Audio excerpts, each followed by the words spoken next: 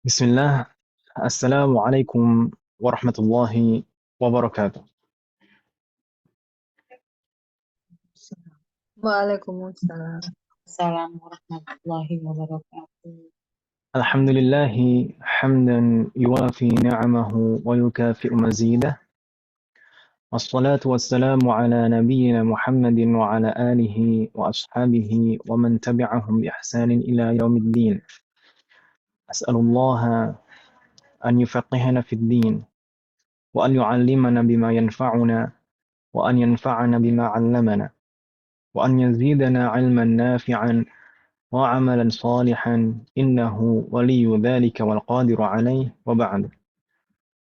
Alhamdulillah, di malam hari ini kita bisa bertemu kembali dengan taufik dan tolongan dari Allah untuk melanjutkan belajar kita, melanjutkan pertemuan-pertemuan kita sebelumnya.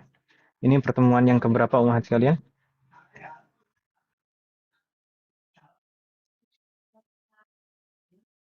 Pertemuan yang keberapa umat? 3 ya Ustaz ya? 6. 6 ya Ustaz? 6 Ke, ya? keberapa? Kelima atau keenam? Kalau enggak 5, 6 saya enggak ikut 2 kali. Ya, serahlah orang aja. Dan semoga Allah selalu memberikan taufik dan kemudahan kepada kita semuanya. Ini tidak terasa untuk kita 3. semuanya. 3 ya. Kita kurang lebih tinggal tersisa waktu 2 pekan sebelum bulan Ramadan. Ya kan Ibu ya? Ya Ustaz. Tinggal tersisa 2 pekan sebelum Ramadan. Semoga Allah memberikan taufik dan kemudahan kepada kita untuk bisa betul-betul bertemu dengan bulan Ramadan dan bisa maksimal beribadah di dalamnya dan mendapatkan semua keutamaan yang ada di sana. Dan terkait dengan materi-materi kita, mungkin masih banyak yang belum kita bahas. Dari rencana pembahasan-pembahasan yang kita rencanakan di awal, ternyata kita tidak bisa membahasnya terlalu cepat, gitu ya. Dan akhirnya masih banyak pembahasan-pembahasan yang belum kita bahas. Mungkin nanti akan saya berikan pilihan kepada umat sekalian, apakah nanti ketika masuk bulan Ramadan sudah kita stop begitu saja belajarnya, atau nanti ketika bulan Ramadan itu kita rubah jadwalnya, misalkan tetap hari Senin, tapi pagi gitu, ba'da sholat subuh. Setelah sholat subuh gitu, misalkan pagi hari Senin, itu mungkin, atau enggak setelah sholat subuh banget lah, mungkin setengah 6 atau jam 6 gitu. Setidaknya hal-hal yang masih terkait dengan puasa di sana masih ada yang tersisa pembahasannya. Tapi malam hari ini itu nanti akan kita bahas lagi insya Allah. Malam hari ini insya Allah kita akan melanjutkan pembahasan kita kemarin. Terakhir kali yang kita bahas kemarin adalah terkait tentang rukun puasa. Ya kan Ibu ya?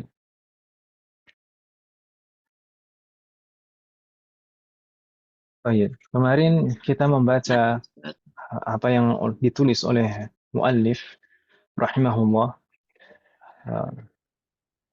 Syekh Al-Alamah Ahmad bin Umar Asy-Syaitiri rahimahullah. Beliau menyebutkan di dalam kitab beliau Al-Yaqut An-Nafis, arkanus shaum, rukun-rukun puasa. Arkanus shaumi thalathatun. Rukun-rukun puasa itu ada 3. Kemarin kita jelaskan puasa yang dimaksud rukun puasa. Puasa di sini adalah semua puasa, baik puasa fardu maupun puasa sunnah. Di sana ada 3 rukun. 3 rukun itu apa saja? Pertama, an-niyatu, niat. Wa tarkul mufattirat, meninggalkan pembatal-pembatal puasa. Wassaim, dan orang yang berpuasa. Dan ini kemarin sudah kita bahas dan kita rinci satu persatu. Di sana kemarin kita menggunakan slide ini. Kita bahas ada niat, kemudian tarkul mufattirat, kemudian as-shaim. Kemudian untuk niat sendiri kemarin juga kita bahas secara lebih rinci. Karena niat ini terkait dengan semua amalan ibadah. Kita membutuhkannya dalam semua amalan ibadah. Di sana ada 7 pembahasan niat. Pertama terkait dengan haqiqah atau definisinya, kemudian hukum niat, kemudian mahallun niyah atau tempat niat itu di mana, kemudian zamanun niyah atau kapan kita harus menghadirkan niat, kemudian kaifiyah, bagaimana cara kita berniat, apa saja yang harus dihadirkan di dalam hati, kemudian syaratun, syarat sah niat itu apa saja, dan yang terakhir maksud, tujuan dari niat. Kemudian kita bahas dengan rinci satu persatu. Definisinya adalah qasdu syai'i muqtarinan bi fi'lihi. Bermaksud melaksanakan suatu amalan yang mana maksud ini harus dihadirkan di awal amalan tersebut. Kemudian hukumnya al-wujubu ghaliban. Kebanyakan amalan yaitu wajib kita menghadirkan niat. Kecuali kita kemarin sebutkan kecuali memandikan jenazah. Memandikan jenazah itu tidak harus dengan niat. Kemudian mahallun niyah, tempat niat itu di dalam hati. Nah, semua ulama bersepakat tempat niat di dalam hati. Meskipun demikian, wanutqu biha sunnah. Para ulama juga menjelaskan, para ulama yang mengatakan bahwasanya tempat niat itu di dalam hati, mereka juga yang mengatakan melafatkannya, yaitu hukumnya sunnah. Bukan berarti niatnya berpindah ke lisan, tetap niatnya adalah yang ada di dalam hati. Kalau misalkan hanya diucapkan, tidak sah tanpa dihadirkan di dalam hati, hanya diucapkan saja maka niatnya tidak sah karena niat itu yang ada di dalam hati. Adapun dilafalkan, adapun diucapkan itu tujuannya apa? Liusa'idal lisanul qalba, untuk agar lisan kita itu menolong atau menguatkan niat yang ada di dalam hati, membantu apa saja yang harus dihadirkan ke dalam hati supaya lebih konsentrasi. Kemudian zamanun niyah, eh, kapan waktu niat itu harus dihadirkan? Kalau di dalam mazhab Syafi'i, awalul ibadah, di awal amalan ibadah. Illa shaum, kecuali puasa. Puasa kemarin kita sebutkan harus di malam harinya.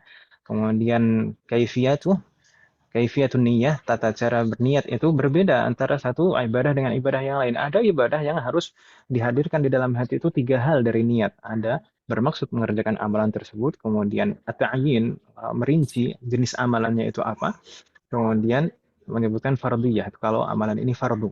Kemudian yang kedua, ada juga amalan ibadah yang harus dihadirkan hanya 2 niat saja, yaitu bermaksud al-qasdu, bermaksud melaksanakan amalan tersebut, wa ta'yin, merinci jenisnya. Seperti puasa. Puasa fardu itu harus dihadirkan minimal 2 itu. Kemudian ada juga amalan ibadah yang hanya butuh satu hal yang dihadirkan di dalam hati. Al-qasdu, bermaksud melaksanakan amalan tersebut. Seperti apa? Seperti uh, puasa sunnah. Puasa sunnah itu hanya saya niat puasa, begitu saja sudah sah. Baik. Kemudian syarat sah dari niat, kemarin kita sebutkan ada 5. Islam, tamyiz, seorang anak sudah mumayyiz, sudah bisa, uh, akalnya sudah sempurna. Kemudian al-ilmu bil manwi, uh, mengetahui apa yang akan diniatkan. Jadi berilmu mengetahui amalan apa yang akan dikerjakan diniatkan. Kemudian al-jazmu. Al-jazmu itu yakin atau memastikan niatnya. Jadi tidak ada syarat pada niatnya, tidak muallak niatnya. Jadi tidak ada jika demikian maka saya berniat demikian. Tidak seperti itu. Harus betul-betul yakin pasti. Kemudian yang kelima, syarat sah. Niat yang kelima adalah adamul ityan bima yunafiha. Tidak mengerjakan sesuatu yang membatalkan niat, seperti di pertengahan sholat kemudian ragu, itu maka akan membatalkan niat. Kemudian maksud dari niat itu ada 2. Tamyizul adat anil ibadat, atau terbalik, tamyizul ibadat anil adat.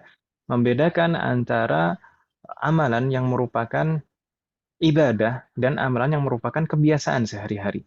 Dan tujuan yang kedua dari niat adalah rotbul ibadat ba'duha min ba'd. Membedakan antara satu ibadah dengan ibadah yang lain. Jadi tingkatan-tingkatannya, membedakan tingkatan ibadah. Ada ibadah wajib, ada ibadah sunnah. Ini terkait dengan niat. Kemudian kita kemarin bahas secara lebih detail niat di dalam puasa itu harus di sana, harus di malam hari, ya jibu itu harus dikerjakan dan dihadirkan niat di dalam hati itu di malam hari. Ini kalau puasanya adalah puasa fardu, dan harus setiap hari karena masing-masing hari itu adalah ibadah puasa tersendiri.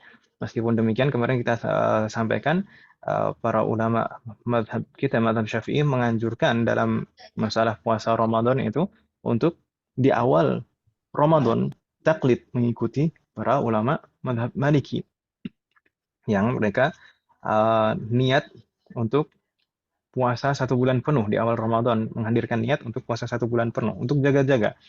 Jaga-jaga kalau nanti kita lupa dalam 1 hari, itu kalau kita lupa, maka kita sudah pernah niat di awal Ramadan, maka itu sah menurut madhab Syafi'i, menurut madhab Maliki.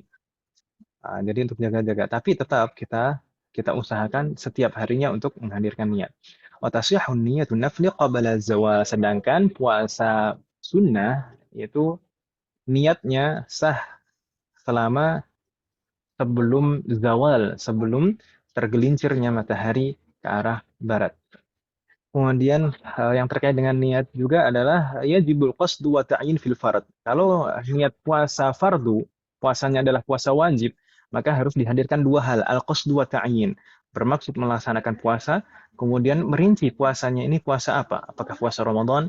Apakah puasa kafarat? Apakah nazar? Atau qada? Baik. Kemudian yang ketiga di sana la yushtaratu ta'arud lil fardiyah. Tidak wajib menghadirkan fardiyah di dalam hati. Apakah ini fardu atau bukan ya? Karena kalau misalkan puasa Ramadan pasti puasa fardu, puasa wajib, tidak ada puasa yang lain di dalam bulan Ramadan. Demikian juga nazar, kalau misalkan puasa, saya niat puasa nazar gitu. Nazar itu pasti wajib. Kafarat juga demikian. Jadi kalau puasanya puasa wajib tidak harus disebutkan fardhan gitu. Kemudian yang keempat, la takfin niyah bil lisan dunal qalb. Tidak cukup jika niat itu hanya sebatas diucapkan di lisan, tapi tidak dihadirkan di dalam hati. Jadi harus dihadirkan di dalam hati, niat itu. Kemudian yang kelima, aqalluha. Minimal niat yang dihadirkan di dalam hati adalah 2 hal, al-qasdu wa ta'yin tadi. Nawaitu shauma Ramadan. Saya niat puasa Ramadan. Itu paling minimal yang dihadirkan di dalam hati ketika niat puasa. Jadi tidak harus panjang secara rinci seperti yang umumnya dilafatkan oleh masyarakat. Naam, para ulama mengatakan itu niat yang paling lengkap seperti itu.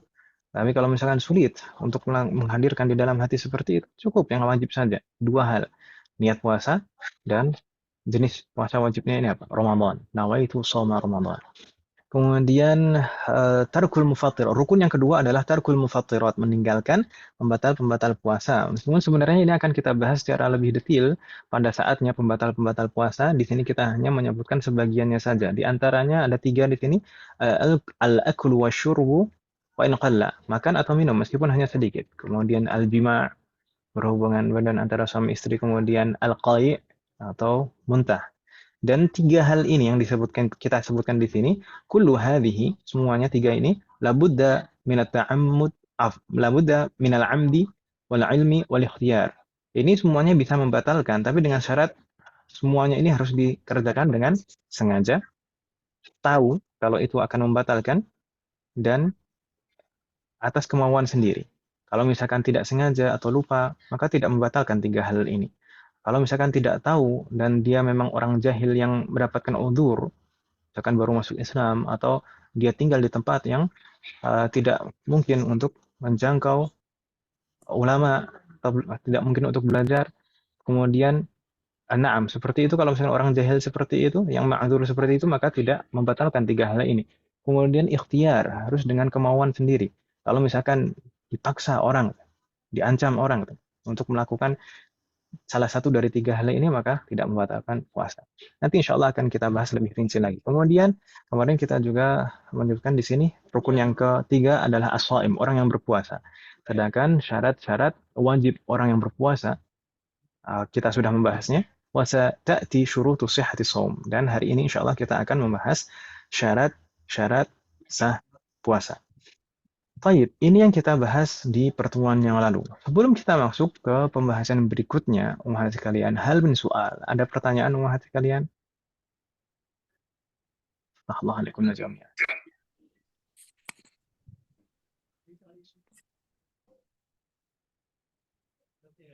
Ada pertanyaan? Ustadz, bisa nggak agak pelan sedikit Ustadz, kalau pas saat membacakan. Sekarang Oh, kita mencatat kan, ini kan bahasa Arab. Jadi kita mencatat oh, agak terburu-buru, tertakut salah. afwan, Om, Afwan. afwan. Karena Bisa ini lebih tadi kan pelan juga.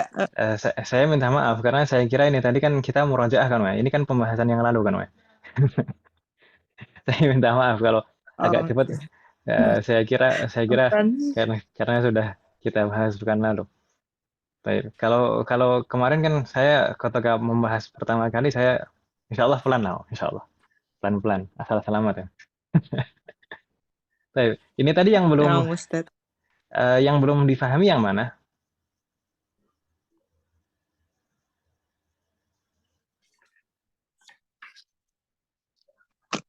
Nanti saya dengar rekamannya saja Ustadz. Mungkin dilanjutkan saja. Nah, Bismillahirrahmanirrahim.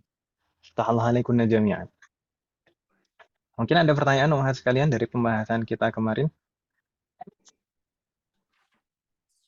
Ayujad? Baik. In kana la yujad. Kalau misalkan tidak ada pertanyaan dari umat sekalian, maka kita lanjutkan insya Allah ke pembahasan berikutnya. Pembahasan berikutnya apa? Kita buka kitab lagi.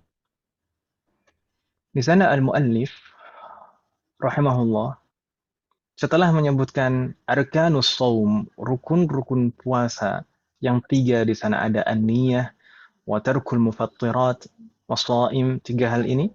Setelah itu beliau menyebutkan atau membahas tentang syurutu sihhati shaum. Kenapa beliau setelah menyebutkan rukun-rukun puasa, kemudian beliau menyebutkan syarat-syarat sah puasa? Karena dua hal ini terkait dengan sah atau tidaknya puasa. Ya kan Ibu ya? Jadi masih ada hubungannya, masih ada kaitannya antara rukun dan syarat sah. Rukun kalau misalkan tidak lengkap, maka tidak sah puasanya. Demikian juga dengan syarat sah. Syarat sah puasa itu kalau misalkan tidak lengkap, maka tidak sah juga puasanya. Ya atau ya? Bedanya kalau rukun itu harus dihadirkan saat melaksanakan puasa. Kalau syarat sah puasa harus ada sebelum dimulai puasa. Jadi keduanya terkait dengan keabsahan puasa. Jadi makanya disebutkan secara berurutan. Dan sebenarnya ini juga di antara kelebihan kitab ini, kitab Al-Yaqut An-Nafis, di sini menyebutkan secara detail syarat-syarat sah puasa, syurutu sihhati shaum. Kebanyakan kebanyakan matan-matan mukhtasar, kebanyakan kitab-kitab yang ringkas untuk pemula di dalam madhab, di dalam fikih itu tidak menyebutkan syarat sah puasa, tapi dicukupkan dengan penyebutan syarat wajib puasa. Meskipun para ulama yang mensyarah matan-matan tersebut selalu menyebutkan sebenarnya ini suatu kekurangan, ya kan? Harusnya disebutkan secara sendiri-sendiri antara syarat wajib dan syarat sah. Dan di sini, di dalam kitab Al-Yaqut An-Nafis, ini kelebihan dari kitab ini. Ini menyebutkan secara rinci, disebutkan secara sendiri syarat-syarat wajib puasa yang sudah kita bahas sebelum membahas rukun, jadi dua pertemuan yang lalu. Dan di sini disebutkan sekarang syurutu sihhati shaum, syarat-syarat sah puasa. Gitu Ibu ya. Kita baca Umahat.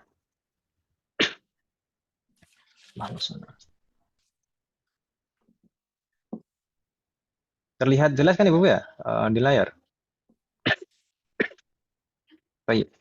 Syurutu sihhati shaum, syarat-syarat sah puasa.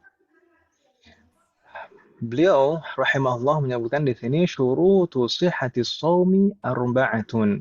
Syarat sah puasa ada 4. Syarat-syarat sah puasa ada 4. Dan di sana uh, ada catatan kaki nomor 1 di sana. As-shaum, shaum di sini baik shaum wajib maupun shaum yang sunnah. Fardhan kana au naflan, baik puasa fardu atau puasa sunnah. Ada 3 syarat sahnya puasa itu. Ada 4 syarat sahnya puasa itu. Yang pertama disebutkan di sini al-islamu, yaitu Islam. Kemudian wal aqlu, yaitu berakal. Kemudian yang ketiga wan naqa'u minal haidhi wan nifas. An-naqa itu maksudnya at-tuhur. Maksudnya apa? Suci. Suci dari haid dan nifas. Dan syarat yang keempat adalah wal ilmu bikaunil waqti qabilan lisawmi. Tahu bahwasannya waktu yang digunakan untuk berpuasa itu sah atau dibolehkan untuk berpuasa. Saya ulangi lagi mungkin. Eh, Mengetahui bahwasanya waktu ini diperbolehkan untuk puasa. Jadi bukan waktu yang diharamkan untuk berpuasa. Bingung tidak maksud saya, Allah sekalian. Jadi ada 4 di sana. Al-Islam, itu yang pertama, Islam. Jadi kemudian yang kedua al-aqlu, berakal. Kemudian yang ketiga an-naqa'u minal haidhi wan nifas, suci dari haid dan nifas. Kemudian yang keempat al-ilmu bikaunil waqti qabilan lisawm, mengetahui bahwasanya waktu ini diperbolehkan untuk berpuasa, bukan waktu yang diharamkan untuk berpuasa. Mungkin akan kita bahas secara lebih rinci dengan slide. Kita masuk ke syurutu sihhatis shaum. Al-muallif tadi menyebutkan ada 4 Ibu ya. Yang pertama al-Islam, kemudian al-aqlu, kemudian an-naqa'u minal haidhi wan nifas, kemudian qabulul waqti lis-shaum. Ini lebih kita singkat istilahnya. Yang pertama Islam, kemudian yang kedua berakal, kemudian suci dari haid dan nifas, dan yang terakhir waktu yang diperbolehkan untuk puasa. Jadi bukan waktu yang diharamkan untuk berpuasa. Kita bahas satu persatu umat sekalian.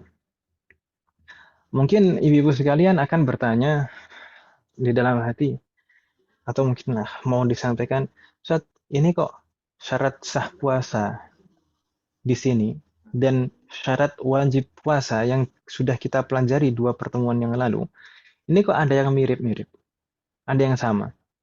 Naam, ada yang sama. Tapi tidak semua syarat wajib itu merupakan syarat sah. Tapi kebanyakan syarat sah, kebanyakan bukan semuanya, kebanyakan syarat sah itu merupakan syarat wajib. Tapi ada perbedaan, misalkan di sini. Yang pertama Islam. Disebutkan juga di 2 pertemuan yang lalu, syarat wajib puasa adalah Islam. Sama. Di sana syarat wajib puasa adalah Islam. Di sini juga disebutkan syarat sah puasa adalah Islam. Tapi maksud Islam di syarat wajib dan maksudnya Islam di syarat sah di sini ini berbeda. Bedanya apa? Kita pelajari kemarin kalau di syarat wajib itu al-Islam walau fima madha, meskipun telah lalu Islamnya itu. Maksudnya puasa itu tetap wajib, berlaku kewajiban puasa itu tetap berlaku untuk orang yang murtad. Jadi kalau misalnya ada orang yang murtad, wal'iyadu billah, maka dia harus diminta untuk masuk Islam lagi dan mengerjakan puasa. Atau kalau misalkan suatu saat beberapa tahun kemudian orang yang murtad itu masuk Islam lagi, maka dia harus mengqadha semua puasa yang dia tinggalkan selama dia murtad. Demikian juga sholat sebenarnya. Kemudian kalau Islam pada syarat sah puasa, pada syarat sah bukan pada syarat wajib, Islam di syarat sah ini adalah al-Islamu bil fi'li fil hal. Betul-betul Islam pada saat itu. Bukan pada saat yang lalu, tapi bil fi'li fil hal. Islam betul-betul pada saat itu juga. Makanya di sana ada keterangan di bawahnya fala yasihhu minal kafiril asli walal murtad. Maka puasa itu tidak sah jika dikerjakan oleh orang kafir asli maupun orang murtad. Jadi kafir asli atau murtad itu tidak sah kalau misalkan berpuasa. Nah, tadi murtad katanya wajib untuk melaksanakan puasa, tapi kok nggak sah juga? Nah, maksudnya wajib di sana kita minta dulu dia untuk masuk Islam, baru diminta untuk mengerjakannya, melaksanakan puasa. Atau kalau nanti dia masuk Islam lagi, maka wajib baginya untuk mengqadha puasanya. Begitu Ibu ya, bingung tidak beda antara Islam pada syarat wajib dan Islam pada syarat sah. Bingung tidak umat sekalian? Allah Wah, nekuna belum, jami'an. Insya Allah. Jelas semuanya Nanti, insyaallah. Insya Baik. Allah. Alhamdulillah. Insya Allah. Mudah kan Ibu ya? Mudah insyaallah. Ibu-ibu kan pintar-pintar ya. Kalau ngajar ibu-ibu kan enak. Jelasin sekali aja langsung jelas gitu. Ustadz Afan mau nanya, boleh nggak? Boleh. Boleh Om. Ini yang masuk yang murtad itu, Ustadz itu tuh. Heeh. Harus mau kodok gitu ya kalau udah masuk Islam lagi. Saya baru dengar, Naam. saya baru Naam. dengar Oh. masalah Afan ya. Oh. Dua pertemuan yang lalu belum hadirah Om ya? Iya yang Insyaallah. pertama itu. Naam, tidak mengapa. Naam, orang yang murtad itu tetap wajib melaksanakan kewajiban di dalam Islam. Maksudnya dia harus diminta untuk masuk Islam lagi, kemudian melaksanakan kewajiban-kewajiban itu, atau kalau nanti masuk Islam lagi, maka dia wajib mengqadha seperti puasa. Ini juga wajib diqadha. Baik, kenapa demikian? Kemarin kita sampaikan karena dia sudah tahu sebelumnya ketika dia masuk Islam, dia itu sudah tahu bahwasanya itu wajib baginya. Ketika dia kufur, ketika dia mengingkari setelah dia tahu, maka kekufuran dia itu tidak menghapus kewajiban kepadanya, tidak menghapus kewajiban syariat kepadanya. Ya, seperti halnya orang kalau misalkan orang Muslim tetap Muslim kalau misalkan dia nggak mau puasa, apakah berarti dia nggak wajib baginya? Tetap wajib baginya. Jadi karena dia sudah tahu, sudah paham, maka ketika dia ingkar, keingkarnya dia itu tidak menghapus kewajiban syariat padanya.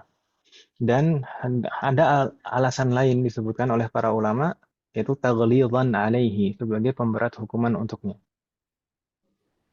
Gitu. Kurang Ustadz. Nah, serem. Mungkin umahat sekalian kalau misalnya sempat ada waktu luang, misalkan kemarin belum sempat hadirah di pertemuan yang lalu, mungkin bisa menyimak pembahasan rekaman pembahasan-pembahasan sebelumnya, karena di sana ada beberapa hal yang penting difahami dan diketahui oleh setiap muslim. Begitu Ibu ya?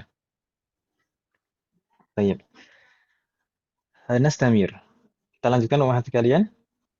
Nah, kita lanjutkan. Masa nggak dilanjutkan?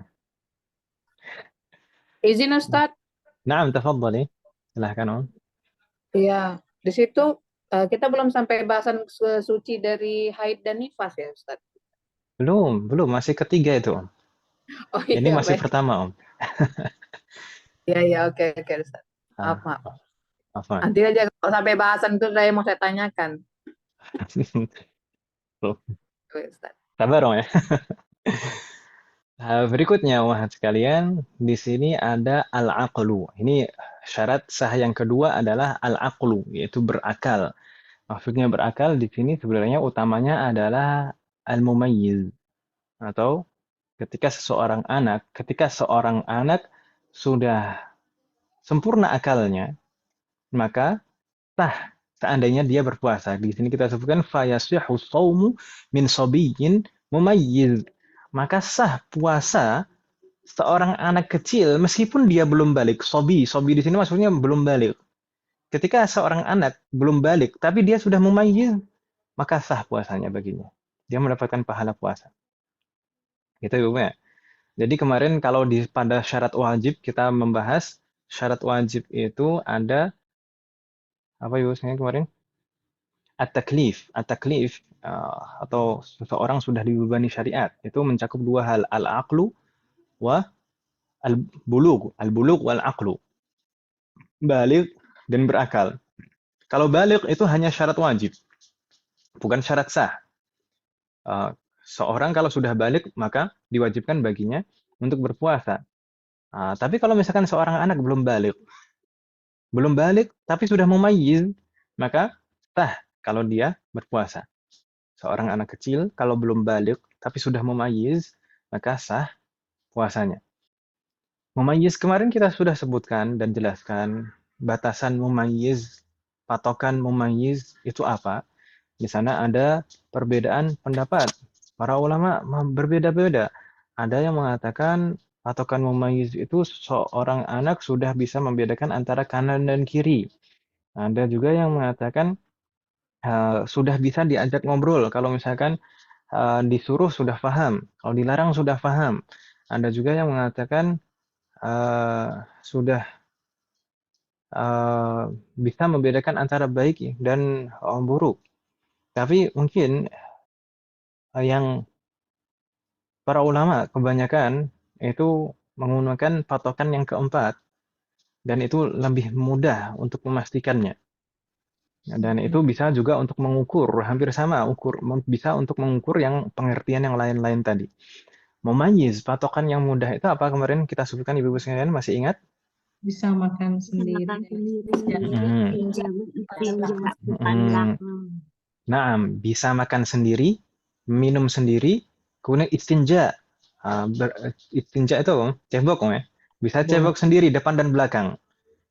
Depan dan belakang, bukan depan saja. Kalau depan saja mungkin anak yang masih kecil sudah bisa, tapi kalau sudah bisa cebok belakang, itu insya Allah sudah, kalau orang Jawa bilangnya udah beneh lah. udah paham lah, udah paham baiknya gimana. Kemudian kalau diajak ngomong sudah paham gitu kan. Itu jadi patokan itu lebih mudah nih. Prakteknya lebih mudah. Bisa makan sendiri, bisa minum sendiri, bisa istinja sendiri, cebok sendiri baik depan maupun belakang. Itu mumayyiz. Dan kita sebenarnya juga sudah menyebutkan di sini ada keterangan tambahan, yu'maru bihi lisab'in in ataqahu wa yudrabu alaihi li'ashrin. Yu'maru bihi. Seorang anak yang sudah mumayyiz dan mencapai usia genap 7 tahun, maka yu'maru bihi. Dia harus diperintah untuk mengerjakannya. Diperintah untuk mengerjakan puasa. Jika anak ini mampu untuk berpuasa, in ataqahu, jika kuat untuk berpuasa. Jadi kemarin kita sudah sebutkan secara rinci 2 pertemuan yang lalu, insya Allah nanti bisa dimurajaah lagi. Jadi di sana ada kondisi-kondisi wali atau juga berlaku juga untuk gurunya wajib menyuruh anak yang genap usia 7 tahun dan mumayyiz pada saat itu. Maka wajib bagi orang tuanya menyuruh anaknya untuk berpuasa seandainya anak itu mampu untuk berpuasa. Tapi kalau misalnya sebelum genap 7 tahun, ini belum genap 7, tadi kita menyebutkan kalau misalkan sudah genap 7 tahun dan mumayyiz pada saat itu, maka wajib bagi walinya atau orang tuanya ke atas lah, jadi ke kakek neneknya nih, itu ke usulnya. Itu wajib bagi mereka, dan wajibnya ini wajib kifayah, fardu kifayah. Kalau misalkan tidak ada yang menyuruh sama sekali, maka dosa semuanya. Harus ada satu yang menyuruhnya. Tapi kalau misalkan seorang anak belum genap 7 tahun, tapi sudah mumayyiz. Terkadang ada anak seperti itu, belum genap 7 tahun, tapi sudah mumayyiz. Itu tidak wajib untuk menyuruhnya berpuasa. Demikian juga dengan sholat. Tapi hukumnya sunnah. Sebelum 7 tahun, sebelum genap 7 tahun, kalau sudah mumayyiz, tidak wajib menyuruhnya melaksanakan puasa atau sholat, tapi sunnah hukum menyuruhnya untuk mengerjakan sholat atau puasa. Tapi kalau misalnya sudah genap 7 tahun atau lebih, tapi belum mumayyiz, sudah genap 7 tahun atau lebih, tapi belum mumayyiz, maka bagaimana wahai sekalian, masih ingat? Tidak ada kewajiban apapun. Tidak wajib apapun. Tidak ada kewajiban apapun. Kenapa? Karena anak yang belum mumayyiz, seperti di sini, tidak sah. Amalan apapun, kalau belum mumayyiz, itu tidak sah. Begitu ya, Bu ya? Ya. Maka tidak ada kewajiban bagi kita wali untuk menyuruh anak yang belum mumayyiz untuk mengerjakan puasa, sholat, dan yang berkaitan dengan itu. Wa yudrabu alaihi li'ashrin, dan seorang anak ini kalau sudah mencapai usia 10 tahun li'ashrin maka yudrabu alaihi, maka dipukul kalau seandainya dia tidak mau mengerjakan. Tidak mau mengerjakan apa? Tidak mau mengerjakan puasa. Atau juga semisal dengan ini adalah sholat dan hal-hal yang berkaitan dengan itu, seperti wudhu. Kalau sudah 10 tahun. Baik, di sana ada perbedaan. Kalau misalkan yang 7 tahun tadi harus betul-betul genap 7 tahun dan mumayyiz saat itu. Itu baru berlaku hukumnya. Tapi kalau yang 10 tahun ini para ulama mengatakan maksudnya adalah jalan 10 tahun. Jadi kalau sudah genap 9 tahun kemudian masuk jalan 10 tahun, maka itu sudah harus dipukul. Sudah harus dipukul. Kalau misalkan tidak mau mengerjakan kewajiban-kewajiban ini. Karena kenapa demikian? Karena kebanyakan usia 9 tahun itu mayoritas anak itu sudah mulai balik. Jadi 10 di sini maksudnya adalah jalan 10. Dan kita jelaskan juga kemarin pukulan di sini bukan pukulan hukuman yang menyakitkan, apalagi menciderai. Tapi darbun ghairu mubarrih. Pukulan yang tidak menciderai. Tujuan dari pukulan ini adalah untuk mendidik. Jadi tidak boleh darbun mubarrih. Demikian juga untuk guru, itu tidak boleh untuk memukul anak didiknya kecuali dengan seizin wali. Gitu Ibu ya, insya Allah masih ingat ya kemarin kita sudah bahas ini sebenarnya pada 2 pertemuan yang lalu saat membahas syarat wajib puasa. Insya Allah jelas Ibu ya. Hal min soal, ada pertanyaan sebelum kita lanjutkan? La yujad?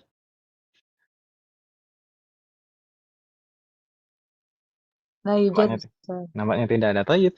Berikutnya umat sekalian, syarat sah yang ketiga adalah an-naqa'u minal haidhi wan nifas. Suci dari haid dan nifas. Nah, di sana ada keterangan fala yasihhu shaumu minal haidhi wan nufasa. Maka tidak sah puasa bagi wanita dalam kondisi haid atau nifas. Kalau misalkan memaksakan diri untuk puasa wanita haid dan nifas, itu maka tidak sah puasanya, bahkan berdosa. Wa alaihim al-qada, meskipun tidak sah dan tidak boleh untuk berpuasa wanita haid dan nifas, wa alaihim al-qada, tapi wajib bagi keduanya untuk mengqada. Wajib bagi keduanya untuk mengqada. Wa in taharat athna an-nahar la yalzamuha al-imsak. Seandainya wanita haid atau nifas suci di pertengahan siang Ramadan. Seandainya wanita haid atau nifas suci di pertengahan siang Ramadan, maka tidak wajib bagi mereka untuk menahan diri dari pembatal-pembatal puasa. Imsak di sini maksudnya menahan diri dari pembatal-pembatal puasa. Jadi berbeda halnya dengan orang yang tanpa udzur, kemudian membatalkan puasa atau sengaja tidak berpuasa. Kalau misalkan orang yang tanpa udzur sengaja membatalkan puasa, maka pertama dia berdosa, kemudian dia ketika nanti selesai Ramadan wajib segera untuk mengqadha, dan ketentuan yang ketiga adalah dia tetap harus menahan diri dari pembatal-pembatal puasa sampai terbenam matahari. Kalau misalkan sengaja membatalkan tanpa udzur. Tapi kalau misalkan wanita haid dan nifas, ini karena udzur. Jadi kalau misalkan suci di pertengahan Ramadan, maksudnya di pertengahan siang Ramadan, maka tidak wajib bagi wanita haid dan nifas tadi yang sudah suci tadi untuk tetap menahan diri dari pembatal-pembatal puasa. Mungkin ummahat sekalian ada rasa penasaran tentang wanita yang nifas terkait dengan wanita hamil dan menyusui, nanti bagaimana kewajiban untuk mereka. Tapi insya Allah itu akan kita bahas secara rinci pada saatnya karena itu pembahasannya cukup panjang. dan perlu pembahasan waktu lebih khusus gitu ya Ibu ya. Jadi terkait dengan wanita hamil dan menyusui, nanti insya Allah kita bahas secara tersendiri. Semoga Allah memberikan kemudahan. Kalau ibu-ibu mau melanjutkan nanti mungkin di bulan Ramadan pagi gitu, kalau ada waktu. Ustaz Berikutnya, boleh tanya dulu Ustaz? naam, naam, tafadhali. Afwan. Itu maksudnya seandainya wanita tersebut suci di pertengahan siang Ramadan, maka tidak wajib untuk menahan diri dari pembatal puasa. Maksudnya dia boleh seharian itu tidak berpuasa gitu ya Ustaz ya? Naam, kalau misalkan sebelum zuhur suci gitu ya dari haid, Ah, terus kemudian mandi gitu. Setelah itu kan dia wajib sholat ya, sholat zuhur. Salat. Salat zuhur. Tapi tidak wajib baginya untuk menahan diri dari Saum. pembatal-pembatal puasa. Iya. Nah, Berarti boleh dan makan, boleh seperti boleh biasa makan, lagi boleh karena minum, dia naam. karena dia Karena ini belum ada ya. udzur. Iya. Karena dia punya udzur. Berbeda dengan orang yang sengaja membatalkan puasa tanpa udzur. Itu tetap wajib untuk menahan diri dari pembatal puasa sampai terbenam matahari. Ya, Ustaz. Ya, terima kasih Ustaz. Soal akhir, ada lagi pertanyaan wahai sekalian? Ada sedikit Ustadz. Naam, tafadhali. Ya, jika pada saat sebelum azan kita tidak mengetahui bahwa kita sudah haid, pada saat kita akan berwudu, kita baru sadar bahwa kita haid gitu. Artinya satu hari itu kita anggap kita berpuasa atau kita harus menggantinya di lain hari, Ustaz? Terima kasih, Ustaz. Pertama itu yakin atau ragu. Maksudnya yakin apakah darah ini keluar sebelum maghrib atau yakin keluar setelah azan. Kalau misalkan yakin, maka sesuai dengan keyakinannya. Kalau misalkan yakin sudah pasti haidnya tadi sebelum azan maghrib, maka batal puasanya. Tapi kalau misalkan setelah azan maghrib, maka sah puasanya. Gitu ya. Kalau misalkan ragu, maksudnya yakin tadi, yakin itu bisa dilihat ini misalkan darahnya ini Artinya betul-betul baru tahunya atau itu sudah lama. tahunya itu setelah akan berwuduk maghrib. Nah, maksudnya itu kan mungkin bisa kelihatan ya, oh, darah itu baru atau sudah lama itu kan kadang bisa terlihat ya namanya. Iya, iya, Ustaz. Kalau misalkan kira-kira darahnya sudah lama, berarti kemungkinan besar itu sebelum azan itu sudah keluar. Tapi kalau misalkan baru, maka sah puasanya nggak masalah. Tapi kalau misalkan ragu itu betul-betul nggak bisa membedakan dan betul-betul tahunya itu setelah azan, maka insya Allah nggak masalah. Ya, makasih Ustaz. Baik. Berikutnya syarat sah yang keberapa? Yang keempat adalah qabulul waqti lis-shaum. Waktu yang dia berpuasa ini adalah waktu yang diperbolehkan untuk puasa. Jadi bi an lam yakun minal ayyam allati yahrumu shaumuha. Jadi puasa ini tidak dilakukan di hari-hari yang diharamkan untuk berpuasa. Puasa ini dilakukan bukan pada hari yang diharamkan untuk berpuasa. Karena di sana ada beberapa hari yang memang dilarang atau diharamkan untuk berpuasa. Ya kan Ibu ya? Seandainya seorang memaksakan diri untuk puasa di hari yang aslinya tidak boleh untuk berpuasa atau diharamkan untuk berpuasa, maka tidak sah puasanya. Selain memang berdosa, nanti juga tidak sah puasanya. Gitu Ibu ya? Ya, Ustaz. Baik. Di antara hari yang dilarang untuk berpuasa atau diharamkan untuk berpuasa itu apa saja? Di sini kita sebutkan ada 4. Kita tidak menghitung jumlah harinya, tapi secara umum ini ada 4. Di sana yang pertama apa? Kal-aidaini, seperti 2 hari raya. Aidain. Al-aidan kita tahu apa namanya? hari raya tahunan itu ada dua, ya kan Ibu ya? Ada Iya. dua, yaitu Idul Fitri dan Idul Adha. Keduanya ini di hari Id, tanggal 1 Syawal dan 10 apa Ibu sekalian? 10 Zulhijjah. Zulhijjah. Nah, 10 Zulhijjah. Tanggal 1 Syawal dan 10 Zulhijjah itu diharamkan bagi kita untuk berpuasa. Nah, Yaumul Id itu hari untuk berbahagia. Hal ini didasari hadis dan juga ijma'. Jadi para umat Islam, nah umat Islam ini seluruh umat Islam sudah sepakat bahwasanya hari raya itu tidak boleh untuk berpuasa. Ijma' ini didasari dengan hadis yang diriwayatkan oleh Al-Imam Al-Bukhari dan Al-Imam Al-Muslim. Jadi dua hari raya.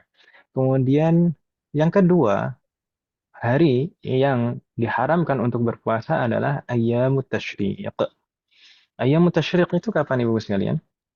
11 ke 12, 12 13. juga. Zulhijjah. Nah, kalau di dalam mazhab Syafi'i, hitungannya itu 3 hari ba'dan nahar. 3 hari setelah hari raya. Hari raya. Jadi dimulai dari 11, 12, dan 13. Jadi 3 hari setelah hari raya, gitu Bu ya. Nah, meskipun ada pendapat yang lain itu ada yang mengatakan dimulai dari hari rayanya. Tapi menurut mazhab Syafi'i dan sepertinya juga mazhab Hambali juga demikian. Jadi 3 hari itu dihitung setelah hari raya. Jadi tanggal 11, 12, 13. Nah, di 3 hari ini diharamkan bagi kita untuk berpuasa. Semua puasa, semua jenis puasa, mau puasa wajib maupun puasa sunnah. Bahkan di dalam mazhab Syafi'i itu bahkan puasa tamattu', haji yang tamattu' itu kan ada kewajiban untuk berpuasa. Itu juga tidak boleh dilaksanakan pada ayyamut tasyrik. Jadi setelahnya baru boleh berpuasa. Gitu Ibu ya. Ustaz. Insyaallah tidak bingung ya. Kemudian yang ketiga, hari yang diharamkan bagi kita untuk berpuasa adalah yaumus syak bila sabab. Yaumus syak bila sabab, hari yang diragukan bila sabab, tanpa sebab. Maksudnya bagaimana? Yaumus syak itu maksudnya hari apa Ibu sekalian?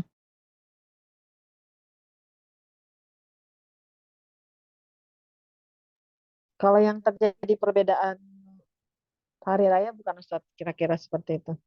Bukan mutlak kalau terjadi perbedaan hari raya, bukan. Yaumus syak itu adalah, naam betul sekali, adalah tanggal 30 Sya'ban, bukan mutlak begitu juga. Tanggal 30 Sya'ban jika Hilal. tersebar desas-desus, ini ada hilal gitu. Tapi tidak ada yang terbukti. Gitu ya. Iya. Jika di tanggal 30 Sya'ban tersebar desas-desus kabar bahwasanya ada hilal tapi tidak terbukti, maka itu adalah yaumus syak. Yaumus syak. Jika itu memang yaumus syak, maka diharamkan bagi kita untuk berpuasa. Berdasarkan perkataan sahabat dari Ammar bin Yasir, beliau berkata, "Man shoma yaumus syak faqad 'asa Abul Qasim." Barang siapa yang berpuasa di hari syak, maka telah mengkhianati, telah bermaksiat kepada Abul Qasim. Abul Qasim itu siapa? Nabi Muhammad sallallahu alaihi wasallam. Naam. Riwayat ini diriwayatkan oleh Al-Imam At-Tirmidzi. Dan sebenarnya juga ada hadis di sana, tapi mungkin akan kita sebutkan nanti. Baik. Tapi di sini kita sebutkan tadi yaumus syak bila sabab, tanpa sebab, gitu ya, Bu ya? Tanpa sebab, tanpa sebab. Berarti kalau karena sebab boleh. Kan sebaliknya gitu kan, Om ya? Secara kalau difahami secara kebalikannya kan gitu. Kalau yaumus syak tanpa sebab itu diharamkan untuk berpuasa, berarti kalau ada sebab berarti boleh. Begitu Ibu sekalian. Gimana? Ya, kira-kira Ustaz. Kira-kira. Ustaz. Tayyib, sebab kita boleh berpuasa di yaumus syak itu apa? Sudah terbiasa Ustaz. Sudah terbiasa, Masya Allah. Sudah terbiasa untuk berpuasa. Atau jika yaum syak itu bertepatan dengan kebiasaan seseorang berpuasa. Jika yaum syak itu bertepatan dengan kebiasaan seseorang berpuasa, maka tidak masalah baginya tetap melanjutkan puasa. Misalnya kebiasaan itu apa? Misalnya seseorang puasa Senin Kamis. Memang kebiasaannya puasa hari Senin dan hari Kamis. Kemudian ketepatan itu dia kan puasa terus ya, yang istiqomah puasa seperti itu, dan ketepatan nanti misalnya hari Seninnya atau hari Kamisnya itu bertepatan dengan yaum syak, maka boleh baginya berpuasa di yaum syak. Atau misalnya dia puasa Dawud, sehari berpuasa, sehari tidak puasa, sehari berpuasa, sehari tidak puasa, kemudian bertepatan dengan yaum syak, itu waktunya dia berpuasa, maka boleh baginya tetap berpuasa Dawud. Atau misalkan puasa wisol itu puasa nyambung terus setiap hari puasa. Kalau di dalam mazhab Syafi'i puasa wisol setiap hari puasa itu boleh selama tidak menimbulkan madarat. Selama tidak menimbulkan madarat maka tidak masalah puasa wisol. Maksudnya setiap hari berpuasa. Bukan puasa selama 24 jam, tidak. Kan malam puasa, siang juga puasa juga, bukan. Kalau itu haram, jelas. Seperti puasanya umat terdahulu. Itu haram. Tapi kalau misalkan nyambung puasanya setiap hari gitu, puasa terus, kemudian nanti kalau maghrib berbuka, kemudian nanti sahur, kemudian setelah fajar puasa lagi, setiap hari seperti itu, maka boleh selama tidak menimbulkan madarat di dalam mazhab Syafi'i. Dan kalau seperti itu juga kebiasaan, maka boleh puasa pada yaumus syak. Dan perlu difahami juga umat sekalian, kebiasaan dihitung kebiasaan itu patokannya berapa kali, Bu sekalian, sampai dihitung kebiasaan itu.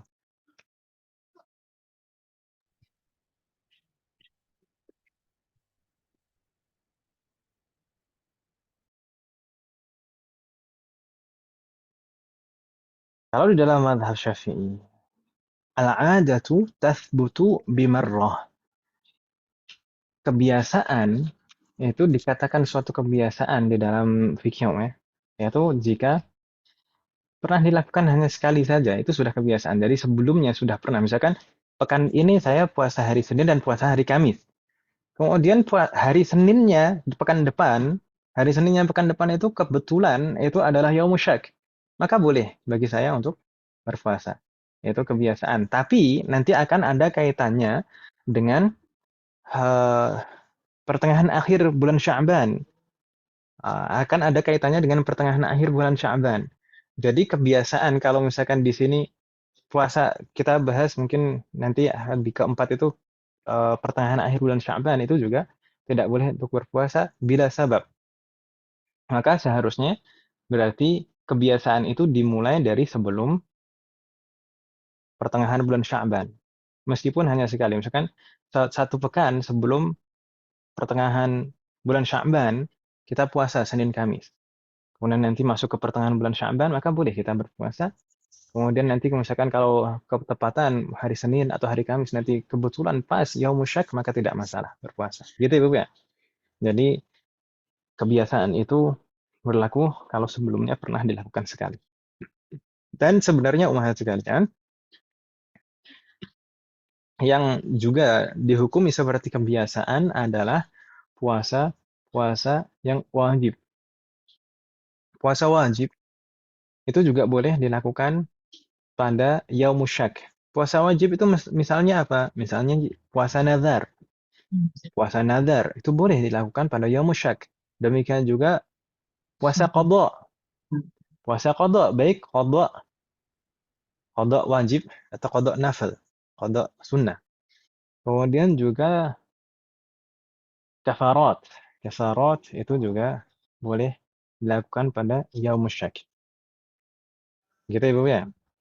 Allah yakuna jami'an. Jadi nanti kalau misalkan masih ada tanggungan puasa silahkan di sahur ya Bu ya, sebelum betul-betul sampai di bulan puasa gitu. Sebelum datang bulan Ramadan. Karena kalau misalkan sampai masuk ke bulan Ramadan tetap kita wajib mengqadha'nya meskipun nanti sudah masuk ke bulan Ramadan. Dan berdosa juga akhirkan. Gitu ya Bu ya. Kemudian yang keempat teman sekalian, hari yang diharamkan bagi kita untuk berpuasa adalah an-nisful akhir min Sya'ban bila sabab.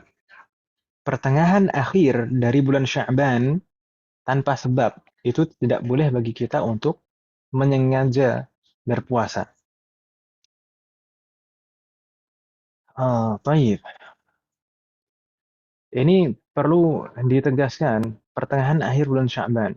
Jadi ketika sudah masuk ke misalkan pertengahan terakhir itu berarti tanggal 16 ya. Tanggal 16 sampai akhir itu tidak boleh kita berpuasa kecuali dengan sebab. Terkadang ada orang yang malah di sana baru mulai puasa, itu tidak boleh. Tidak boleh menyengaja seperti itu. Kecuali dengan sebab. Sebabnya hampir sama. Ma lam yasilhu bima qablahu. Sebab di antara sebabnya adalah kalau misalnya puasanya memang nyambung dengan puasa sebelumnya.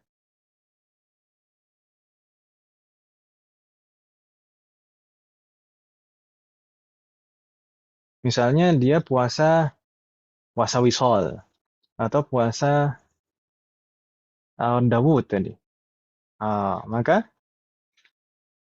Maka tidak masalah, tetap nyambung seperti itu. Selama nyambung seperti itu, maka nggak masalah tetap berpuasa di pertengahan akhir bulan Sya'ban. Atau bertepatan dengan kebiasaannya. Kebiasaannya seperti puasa Senin Kamis tadi. Kalau puasa Senin Kamis, kebiasaan dia puasa Senin Kamis, kemudian itu sudah dimulai. Misalkan tadi kebiasaan itu dimulai cukup untuk satu kali yang dikatakan kebiasaan. Misalkan 1 pekan sebelum masuk ke pertengahan bulan Sya'ban, itu dia berpuasa Senin Kamis. Maka ketika masuk ke pertengahan terakhir bulan Sya'ban, maka dia boleh melanjutkan puasa Senin Kamis. Tapi kalau misalkan menyengaja baru mau mulai puasa Senin Kamis di pertengahan akhir bulan Sya'ban, maka itu tidak boleh. Gitu ya, Bu ya? Atau juga walam yakun an nadhrin aw qada walau an nafrin. Demikian juga seperti tadi, atau puasa-puasa seperti nazar, kafarat, qada, itu kalau misalkan puasa-puasa wajib seperti itu maka boleh di pertengahan akhir bulan Sya'ban. Sebenarnya ini ada kaitannya dengan poin ketiga dan keempat ini Bapak sekalian. Jadi berurutan. Jadi masuk ke pertengahan akhir bulan Sya'ban baru ada yaumul syak. Gitu kan Ibu ya? Di akhir ada yaumul syak. Ya atau ya? Halo? Nah, Ustaz. Naam. Jadi kebiasaan untuk yaumul syak, dihitung kebiasaan untuk yaumul syak itu sebelum masuk ke pertengahan akhir bulan Sya'ban. Ya, karena untuk pertengahan akhir bulan Sya'ban itu nggak boleh menyengaja mulai puasa di sana, harus sebelumnya ada kebiasaan. Jadi termasuk juga yaumul syak berarti nyambung berarti sebelum masuk ke pertengahan akhir bulan Sya'ban. Dan di sini dikatakan oleh Syekh Ad-Dimyati, beliau mengatakan wa shaumuhu makruh aw haram li syai'ain. Jadi yaumul syak itu haram untuk berpuasa di dalamnya karena 2 alasan. Kaunuhu yaumul syak, karena memang itu adalah yaumul syak, wa kaunuhu ba'da nisf, dan karena dia terletak setelah nisfu Sya'ban. Fayakunul nahyu fihi a'zam minhu fima qablahu. Maka larangan pada yaumul syak itu lebih ditekankan daripada larangan puasa di nisful akhir pada bulan Sya'ban. Jadi puasa Yaumul Syak itu lebih dilarang daripada puasa di pertengahan akhir bulan Sya'ban. Semoga bisa dipahami, Mas. Bahasa saya bulat, Mas. Yassarallahu umurana jami'an. Ada yang bingung tidak, Ummahat sekalian? Silahkan ditanyakan.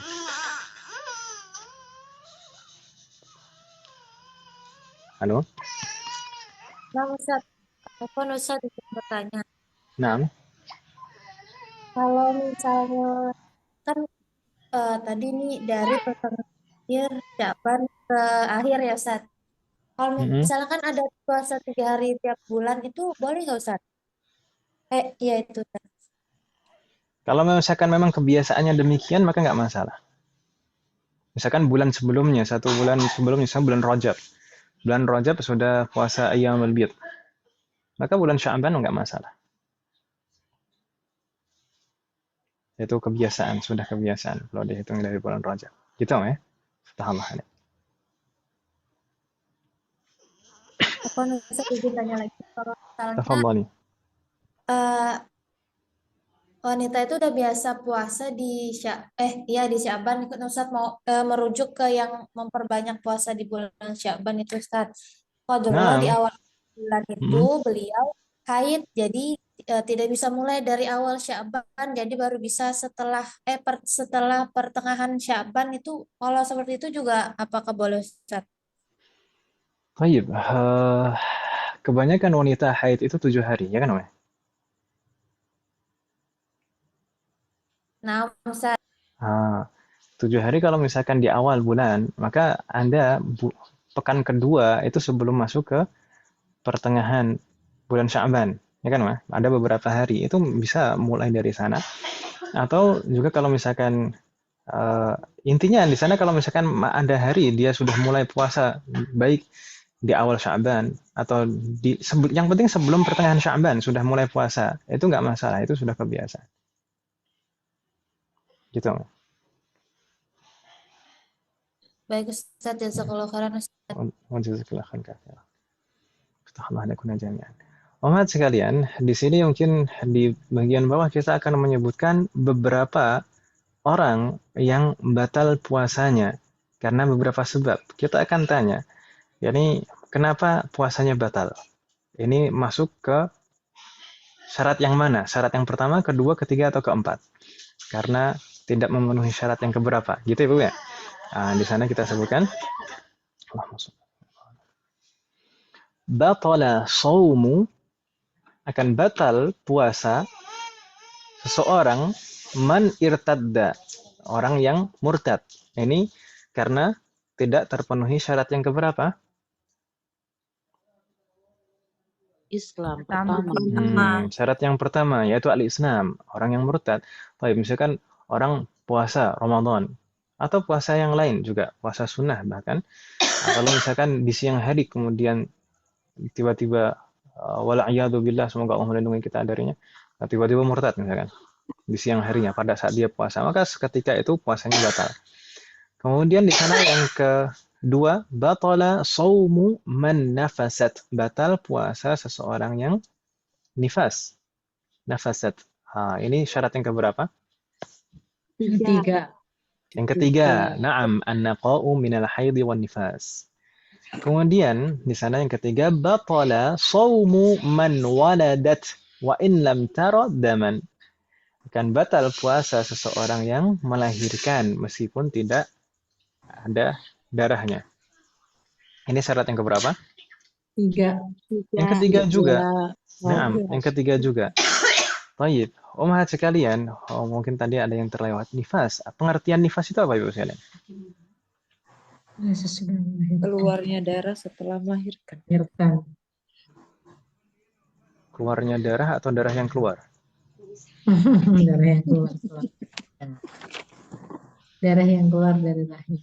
Sebabkan darah yang pasca melahirkan Om ya, setelah melahirkan itu perlu digarisbawahi. Setelah itu perlu digarisbawahi, tebel, dikotakin gitu. Setelah melahirkan. Jadi kalau misalkan keluar darah dalam proses melahirkan. Sebelum melahirkan atau saat proses melahirkan, itu belum nifas namanya. Gitu ya, Iya. Bu ya? Nah, darah yang keluar sebelum melahirkan atau saat proses melahirkan itu bukan nifas. Itu Jadi wajib sholat. masih tetap wajib sholat. Kalau misalkan belum bisa mengerjakan sholat pada saat itu, maka nanti mengkodok saat sudah suci. Gitu ya. Hmm. Nah, Kirain pas ah, pertama, kadang kan ada keluar darah dulu gitu, Ustaz. Itu ah, belum biasa. nifas itu. Nah, karena kan pengertian nifas itu apa? Darah yang keluar setelah melahirkan, pasca melahirkan, ba'dal wiladah. Nah, gitu ya. Jadi kalau sebelumnya, darah yang sebelumnya itu bukan darah nifas. Wadih Mahat, Belum. Maksudnya gini, gimana? kan itu kadang kan kalau kayak anak pertama itu jauh sebelumnya tuh keluar darah gitu, Ustaz. Tapi ini berproses gitu. Jadi kalau untuk sholat kayaknya udah kan sakitnya terus-terusan gitu kontraksinya misalnya kayak gitu kan. Misalnya memang itu wajib dikodok berapa yang tertinggal itu Ustaz ya. Nah, harusnya kodok, meskipun sudah lama. Oh. Paham. Itu disebutnya darah penyakit bukan ya, Ustaz? Bagaimana? Kan kalau sebelum itu tuh melahirkan keluar darah penyakit atau bagaimana ya? Sebutnya. Darah luka. Pas tuh. Darah luka kan, Mas? Afwan Ustadz, berlaku Nah. juga untuk yang wanita keguguran. Keguguran. Nah, selama keluar darah itu selama keluar itu dalam ada bentuknya, ya. Keluar ada bentuknya, maka itu juga nifas juga keluarnya itu berarti. Itu udah nifas atau belum? Kalau keluar memang keluar darah ya nifas loh. Maksudnya kan sebelum keluar yang berwujud itu tadi berarti itu dikatakan belum nifas. Kalau belum keluar wujudnya belum nifas itu. Mungkin nanti bisa ada kemungkinan kan sebelum betul-betul nampak kenyataannya itu kan bisa ada kemungkinan itu bisa istihadah, bisa haid kan Om ya? Terus kalau pas dulu itu kita nggak sholat itu kodonya kira-kira berapa gitu? Kode Ya, sholatnya. sesuai dengan yang ditinggalkan Om. Kan lupa. Dikira-kira Om. Ya, keren Ustaz.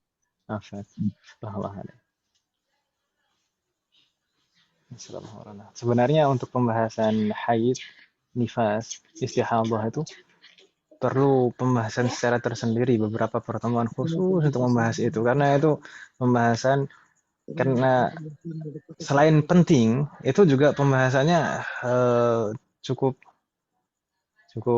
butuh konsentrasi gitu Mas. Banyak kondisi-kondisi yang kalau seperti ini bagaimana, kalau seperti ini bagaimana gitu ya Bu ya. Ya sallallahu alaihi wasallam, mudah-mudahan nanti ke depan ada kesempatan ya Bu ya. Baik. Tapi di sini kita tadi sebutkan batala shaumu man waladat wa in lam tara daman. Akan batal puasa seseorang yang melahirkan wa in lam tara daman, meskipun tidak melihat darah, meskipun tidak keluar darah. Ada mungkin orang melahirkan itu tidak keluar darah sama sekali. Maka itu tetap batal puasanya. Tetap batal puasanya. Karena melahirkan. Kenapa kok tetap batal puasanya? Karena pada umumnya wanita kalau melahirkan itu pasti keluar darah. Itu pada umumnya. Dan di dalam fikih itu yang menjadi patokan itu pasti pada umumnya, sesuatu yang memang pada umumnya terjadi. Sesuatu yang jarang terjadi itu tidak bisa jadi patokan dalam fikih. Jadi kalau misalkan wanita melahirkan meskipun tanpa darah yang keluar, itu tetap batal puasanya. Tapi kalau misalkan setelahnya, di hari setelahnya tidak ada darah sama sekali, berarti sudah boleh berpuasa lagi. Sudah tidak ada darah nifas, kan gitu ya Bu ya. Tapi pada saat hari dia melahirkan, itu batal puasanya. Wadih Mahat? Habis. Iya. Seperti Ustadz seperti sesar gitu ya kali ya. Naam. Betul sekali. Syukran. Astagfirullahaladzim.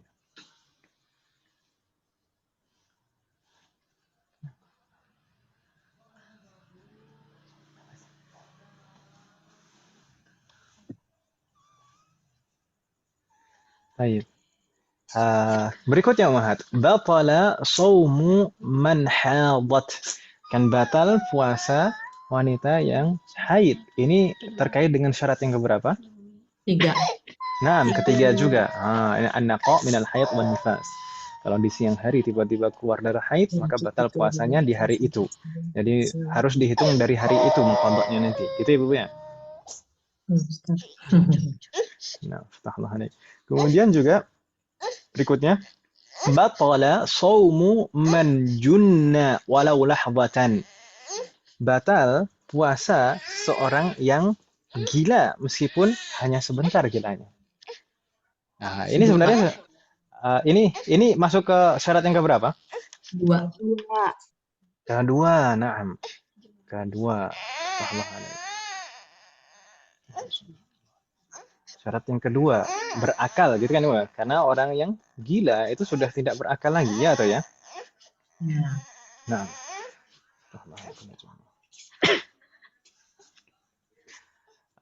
sebenarnya kemarin sudah kita bahas pada saat membahas syarat-syarat wajib puasa. Termasuk di sini setelahnya di sana batala shaumu man ughmiya alaihi aw sakara bita'addin aw bila ta'addin idza istaghraqa jami'an nahar. Akan batal puasa seseorang yang pingsan atau mabuk dengan sengaja. Pingsan atau mabuk dengan sengaja atau pingsan atau mabuk tanpa sengaja, tapi dia pingsan itu atau nggak sadar karena mabuk itu sepanjang hari sampai azan maghrib, sampai terbenam matahari dia nggak sadar-sadar. Taib. Mungkin kita review sejenak. Kemarin kita menyebutkan ada 3 kondisi. Masalah apakah mereka wajib mengerjakan puasa atau tidak. 3 orang ini, orang yang gila, orang yang pingsan, dan orang yang mabuk. Apakah mereka wajib untuk melaksanakan puasa? Dan Tidak. jawabannya tidak secara mutlak, semuanya tidak wajib. Gitu ya. Untuk mengerjakan pada saat itu mereka tidak wajib untuk berpuasa. Kemudian ada 2 masalah tersisa. Apakah mereka wajib mengqadha? Wajib qadha. Gila dan mabuk. Gila dan mabuk kalau misalkan sengaja karena kemauan sendiri, karena ulahnya sendiri, gila atau mabuk, maka wajib mengqadha. Tapi kalau misalkan gila atau mabuk bukan karena kemauannya sendiri, tanpa dia sengaja, maka tidak wajib mengqadha. Sedangkan orang yang pingsan secara mutlak wajib mengqadha. Gitu ya, Bu ya? Iya. Kemudian masalah apakah batal puasa mereka seandainya mereka gila atau di saat Ramadan kemudian dia gila atau pingsan atau mabuk. Kalau gila secara mutlak itu batal puasanya. Ya kan Ibu ya? Iya. Kalau gila meskipun hanya sedikit, hanya sebentar gilanya, maka secara mutlak meskipun dia sengaja atau tidak sengaja batal puasanya. Tapi kalau misalkan orang pingsan dan mabuk, ini bagaimana? Kita mungkin kemarin menyebutkan kalau misalkan dia pingsannya atau mabuknya itu sampai terbenam matahari, itu maka batal puasanya. Kalau enggak, maka enggak. Itu sebenarnya berlaku kalau misalkan pingsan atau mabuknya itu tidak dia sengaja. Tapi kalau misalkan pingsan atau mabuknya karena kesengajaan dia, sengaja dia pingsan atau mabuk karena kesengajaan dia, maka batal secara mutlak. Itu Ibu ya? Kalau misalkan tanpa kesengajaan dia pingsan atau mabuk, maka dilihat apakah dia tidak sadarnya itu sampai terbenam matahari atau ada sebagian siang dia sadar. Kalau misalkan sebelum maghrib dia sadar, maka sah puasanya. Gitu Ibu ya? Assalamualaikum warahmatullahi wabarakatuh. Masih ingat ya insya Allah pembahasan ini?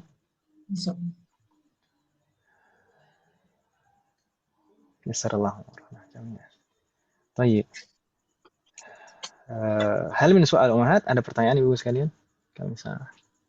Ustadz Afwan ya, Naam. kalau misalnya kan yang disebut darah nifas itu kalau darah nifas apa sih, istihadah itu jika di luar kebiasaan gitu ya Ustadz, suatu penyakit misalnya kita biasa mens 7 hari tapi tiba-tiba di 1 bulan itu dia melebihi dari seperti biasanya gitu ya Ustadz ya. Bagaimana jika dengan orang wanita yang menopause gitu, yang mau menopause, biasanya kan tuh siklus haidnya kan berantakan ya Ustadz ya. Kadang-kadang bisa sampai 2 minggu gitu loh. Apakah yang di luar kebiasaannya 7 hari itu disebut istihadah juga itu Ustadz? Sehingga dia ada kewajiban untuk salat, untuk saum gitu. Sebenarnya itu ada kaitannya dengan minimal haid. Waktu minimal haid itu berapa? 3 hari ya Ustadz. Nah, waktu minimal haid itu berapa? 1 hari. 1 hari. Nah, 1 hari 24 jam. Kalau misalkan keluarnya itu sampai 1 hari, yaitu dihitung haid. Tapi nanti mungkin akan saya share video khusus terkait pembahasan darah wanita, haid, nifas, dan istihadah. Ada rekaman dari Syekh Labib dan diterjemahkan dengan bahasa Indonesia. Nanti mungkin di sana akan penjelasannya lebih rinci, lebih detail. Akan saya share insyaallah. Gitu ya Bu ya? Ya, terima kasih Ustaz.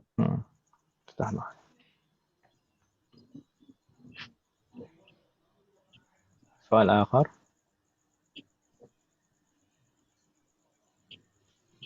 Ada lagi Umahat? La yujad? Afwan Ustaz, untuk yang berakal itu tadi kalau latah itu berarti itu nggak sengaja ya Ustaz ya? Latah maksudnya? Orang kaget gitu kadang kan ngomongnya ngelantur kayak gitu. Itu kan latah itu tidak hilang akal kan Om? Masa orang latah hilang akal Om? Pernah saya dengar katanya kalau begitu hilang akal gitu sejenak. Hilang akal sejenak Om. Tapi masih dia bisa, bukan gila kan Om ya? Hilang akalnya bukan berarti gila kan ya? Itu mungkin hilang akal dari segi medis mungkin iya. Tapi kalau misalkan dari segi fikih, yaitu yang dimaksud hilang akal tuh ya diantaranya di sana anak kecil yang belum sempurna akalnya, atau orang yang gila, betul-betul gila itu kan betul-betul kelihatan hilang akal, nggak bisa membedakan yang benar. Kemudian juga orang pingsan dan orang mabuk, itu yang hilang akal tuh itu. Orang latah nggak masuk hilang akal kalau dalam fikih. Nah. Pak Ustaz, saya mau nanya lagi. Kalau autis bagaimana Ustaz? Terus gimana ya? Masalah puasa gitu.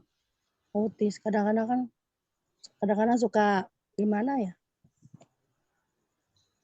Autis itu perinciannya gimana Om, kondisinya? Ya kadang suka begitulah, hilang kesadaran gitu, kadang itu begitu, gimana? Nggak normal lah gitulah. Anak autisnya ini mumayyiz tidak? Oh gitu ya. Karena kan kadang itu autis kan juga beda-beda kan Om ya? Iya, gantung tingkatan. Kan dia mumayyiz maka sah puasanya, dan kalau misalkan dia balik maka wajib. Jadi balik dan mumayyiz maka wajib berpuasa. Gitu.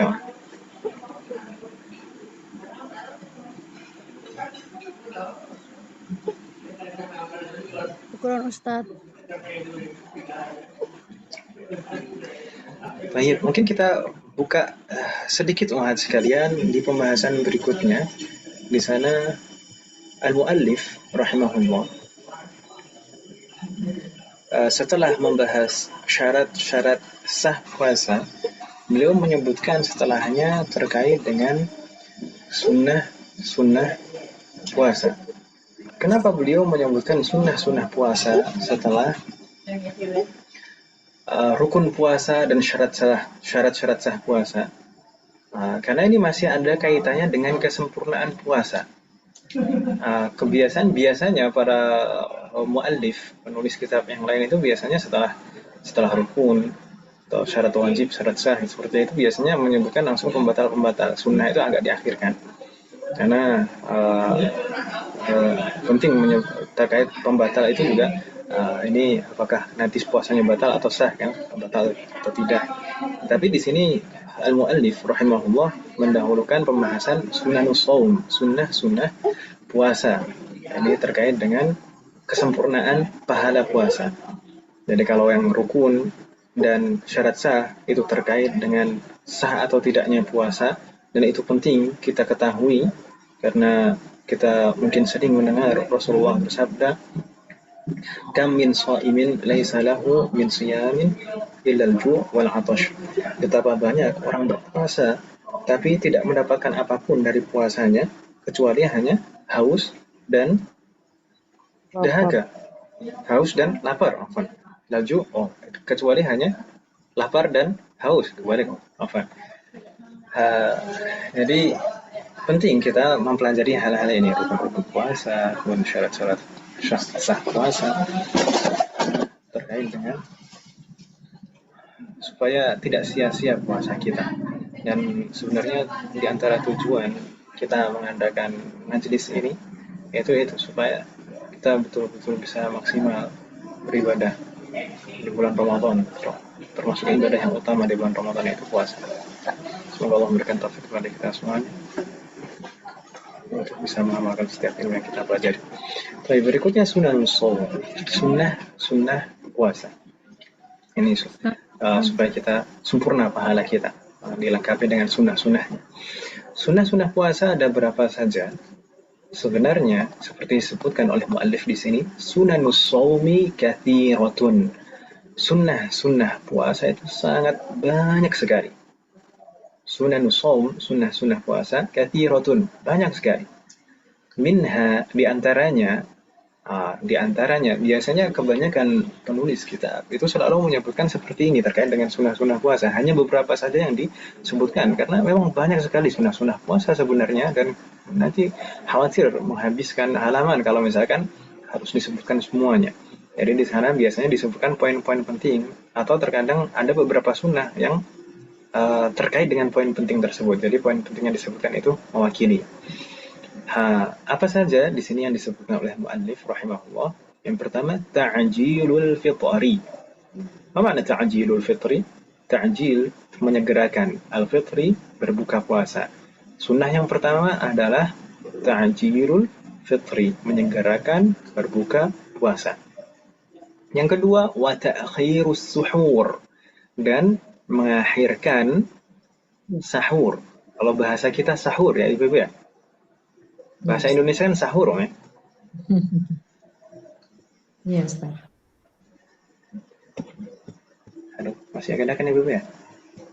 Masih, Ustaz. Saya tidak sendiri kan, ya? Enggak, Ustaz.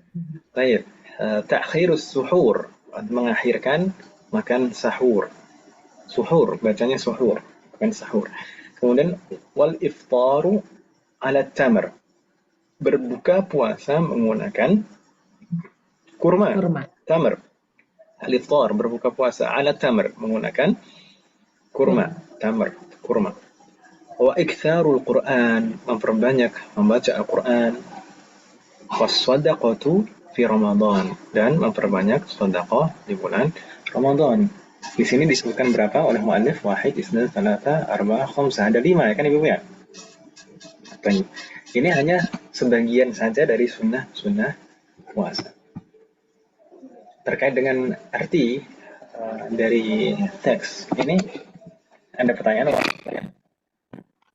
Ustadz Ahwan, tadi yang terakhir yang sesudah Mujad? ya Ustadz Ahwan, Ustadz. Baik, tadi muallif menyebutkan sunanus shaum. Min sunanis shaum, di antara sunnah puasa ada 5 yang beliau sebutkan: ta'jilul fitri, ta'khirus suhur, al-iftaru 'ala tamr, iktsarul Qur'an, was-shadaqah fi Ramadan. Dan saya tambahkan di sana ada 2 lagi, al-kaffu 'anil syahawatil mubahah wa kafful lisan 'anil muharram. Ta'jilul fitr, menyegerakan berbuka, ta'khirus suhur, mengakhirkan sahur, al-iftaru 'ala tamar, berbuka dengan kurma, iktharul Quran, perbanyak membaca Al-Quran, as-sadaqatu fi Ramadan, banyak sedekah di bulan Ramadan, al-kaffu 'ani syahawati mubahah, tidak berlebihan dalam hal yang mubah. Tidak berlebihan dalam hal yang mubah. Kemudian kafful lisan 'anil muharram, menahan lisan dari hal-hal yang haram. Yang pertama di sana ada ta'jilul fitr. Ta'jilul fitr, mungkin kita sering mendengar bahwasanya menyegerakan berbuka puasa itu hukumnya sunnah. Ya kan Ibu ya? Sering sekali kita mendengar. Berdasarkan hadis Rasulullah bersabda, hadis yang diriwayatkan oleh Imam Al-Bukhari dan Imam Muslim, la tazalu ummati bi khairin ma ajjalul fitra. Atau di dalam lafaz yang lain, la yazalun nasu bi khairin ma ajjalul fitra. Umatku senantiasa dalam kebaikan, atau semua orang akan senantiasa dalam kebaikan selama mereka menyegerakan berbuka.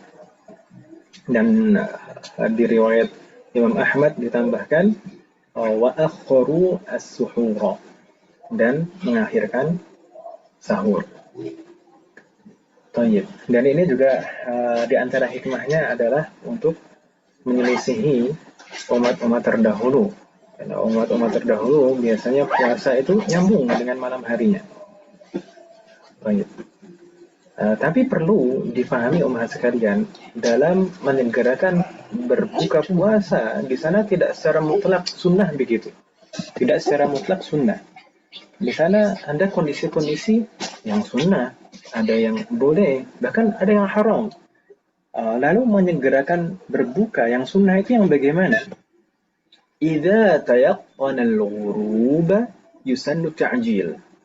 Jika kita yakin bahwasanya matahari telah terbenam, maka disunahkan bagi kita untuk menyegerakan berbuka. Ingat, kalau yakin sudah terbenam itu maksudnya terbenam kemarin seluruh bagian dari bulatan matahari itu sudah betul-betul terbenam, nggak ada yang kelihatan. Cahayanya sudah nggak ada yang kelihatan. Dengan apa kita yakin? Bisa kita yakin karena memang betul-betul melihat dengan mata kepala kita sendiri. Misalkan kita tinggal di gedung yang tinggi atau di pinggir pantai, Nah, kita bisa melihatnya betul-betul bahwasanya matahari itu terbenam. Atau secara makna juga bisa termasuk dalam yakin itu, misalkan kalau saat ini itu sudah ada perhitungan waktu. Jadi ada jadwal imsak, jadwal jadwal fajar, kemudian jadwal maghrib juga, itu kan ada jadwal sekarang Ibu ya. Perhitungan itu, jadwal itu juga fima ma'na al-yaqin. Jadi semakna dengan yakin. Termasuk juga yang semakna dengan yakin itu kalau misalkan ada muadzin yang kita tahu bahwasanya dia itu adzannya itu selalu tepat waktu sesuai jadwal. Bukan muadzin yang dia adzannya itu dengan istihad atau taklid dengan adzan yang lain. Kalau misalkan kita tahu kalau muadzin itu betul-betul biasa tepat waktu adzannya dengan jadwal, maka nggak masalah kita mengikutinya, dan berarti disunahkan bagi kita untuk menyegerakan berbuka. Ada kondisi kedua, idza dhannahu bil ijtihad. Kalau misalnya kita mengira bahwasanya matahari sudah terbenam berdasarkan ijtihad. Berdasarkan ijtihad itu maksudnya bagaimana? Misalnya berdasarkan ijtihad itu misalkan kita tidak melihat matahari terbenam. Kita juga misalkan tidak punya jadwal, tidak mendengar muadzin. Tapi di sana ada tanda-tanda yang kuat yang menunjukkan bahwasanya sudah masuk waktu maghrib. Misalkan apa? Terdengar suara zikir. Zikir ba'da sholat itu biasanya sebagian itu lafazkan zikir dengan suara ini. Nah, itu kalau misalnya terdengar zikir ba'da sholat, maka itu kemungkinan besar sudah maghrib, ya kan Ibu ya? Nah, kalau demikian bagaimana? Kalau misalkan kita mengira sudah masuk waktu maghrib berdasarkan istihad, maka para ulama di sana sebenarnya ada perbedaan pendapat. Ada yang mengatakan dia juz, boleh kita menyegerakan berbuka. Waqila yusannu. Ada juga yang mengatakan disunahkan untuk segera berbuka puasa seperti kalau yakin. Jadi di sana dalam mazhab sendiri di sini ada perbedaan pendapat dalam mazhab Syafi'i di antara ulama mu'asir, di antara ulama akhir-akhir ini yang mengatakan boleh bukan sunnah, itu adalah Syekh Ad-Dimyati dalam kitab beliau I'anatul Talibin, dan juga guru kami Syekh Dr. Labib, beliau mengatakan ini boleh bukan sunnah. Tapi kalau misalkan kita melihat kitab Al-Yaqut An-Nafis di dalam catatan kaki Syekh Ahmad bin Umar Asy-Syatiri, kemudian juga mungkin seperti Syekh Ibrahim Al-Baijuri dalam kitab beliau Hasyiah untuk Al-Qarib, ini beliau berdua menyebutkan sunnah hukumnya. Kalau misalkan mengira sudah terbenam matahari berdasarkan istihad, itu sunnah juga hukumnya untuk menyegerakan berbuka puasa. Kondisi ketiga, idza syakkahu aw dhannahu bil ijtihad. Kalau misalkan kita ragu apakah ini sudah terbenam matahari atau belum, kita belum betul-betul tidak tahu, betul-betul tidak bisa memastikan. Kita tidak melihatnya, tidak ada jadwal, tidak terdengar azan. Atau misalkan kita mengira sudah terbenam matahari tapi tidak berdasarkan istihad. Kita tidak berusaha untuk mencari tanda-tanda bahwasanya itu sudah terbenam matahari. Jadi ragu atau mengira tanpa tanda-tanda. Maka kalau seperti ini bagaimana? Fayahrumut ta'jil. Maka haram bagi kita untuk menyegerakan berpuasa kalau ragu ini sudah maghrib atau belum, atau kita kira sudah maghrib tapi tidak ada tanda yang betul-betul kuat menunjukkan itu sudah maghrib, maka haram bagi kita untuk menyegerakan berbuka puasa. Gitu Ibu ya. Jadi menyegerakan berbuka puasa itu tidak sunnah secara mutlak begitu saja.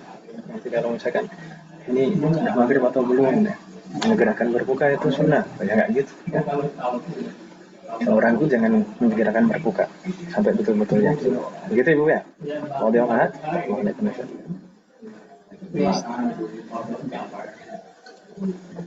Termasuk misalkan kadang itu mungkin ibu pernah melihat ya, mungkin video itu menunggu adzan maghrib buka puasa, kemudian terdengar suara Allah, itu langsung minum, langsung makan ini. Ternyata bukan adzan ternyata. Nah, itu jangan spray itu biarkan didengarin dulu ini betul-betul adzan atau bukan. Kalau betul-betul yakin itu baru kita bersegera untuk berbuka. Begitu Ibu ya. Nampaknya sudah terlalu malam ya. Jadi sudah diam semuanya ya. Assalamualaikum Ustaz. Kita cobakan Ibu sekalian, Helmin soal. Ustaz, kedengeran nggak Ustaz? Mungkin untuk pembahasan berikutnya, sunnah-sunnah puasa berikutnya terkait dengan mengakhirkan suhur, di sana akan kita bahas di pertemuan yang akan datang. Semoga Allah memberikan kemudahan. Ustaz, apaan Ustaz? Helmin soal wahid, ada pertanyaan sebelum kita tutup? Ustaz, kedengeran nggak Ustaz? Ustaz? Tanya dong Ustaz. Nah. Ustaz, mau tanya yang syarat-syarat itu Ustaz, syarat-syarat yang tanya yang ini kedengeran ya Ustaz? atau cek halo Halo, Ustaz. Saya.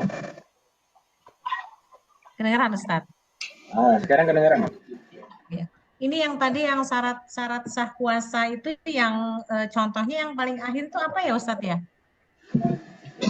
Syarat sah puasa. Contoh paling terakhir. Ada contohnya itu yang terakhir itu apa ya, Ustaz ya? Penjelasan. Yang batala shaumu ini, Ya, batala saumu, tapi yang tadi kayaknya seperti apa? Saya terlewat keterangan yang terakhir belum atau Ya, itu kan tadi kita sebutkan batal orang yang batal puasa seseorang yang ugmiya alaihi, yaitu orang yang pingsan, ausakaro atau mabuk bita'addin dengan sengaja. Kalau pingsan atau mabuk dengan sengaja, maka secara mutlak langsung batal puasanya kalau sengaja. Atau bila ta'addin atau tanpa sengaja, misalkan pingsan atau mabuk tanpa sengaja, itu batal tapi jika istaghraqa jami'an nahar, kalau dia tidak sadar itu sepanjang hari.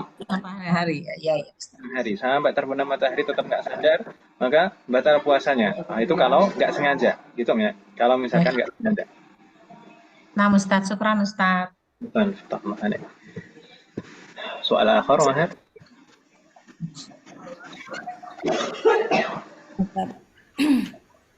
Namanya Ustaz, cuman di lain kontak ini Ustaz. Saat ini Ustaz kami kan sedang bangun Ustaz. Jadi bagaimana? Saat ini kami sedang direnovasi. Kalau misalkan nggak puasa, boleh dikasih makan apa kue gitu Ustaz. Insya Allah nanti akan ada pembahasan khusus tentang itu. Insya Allah. Nah.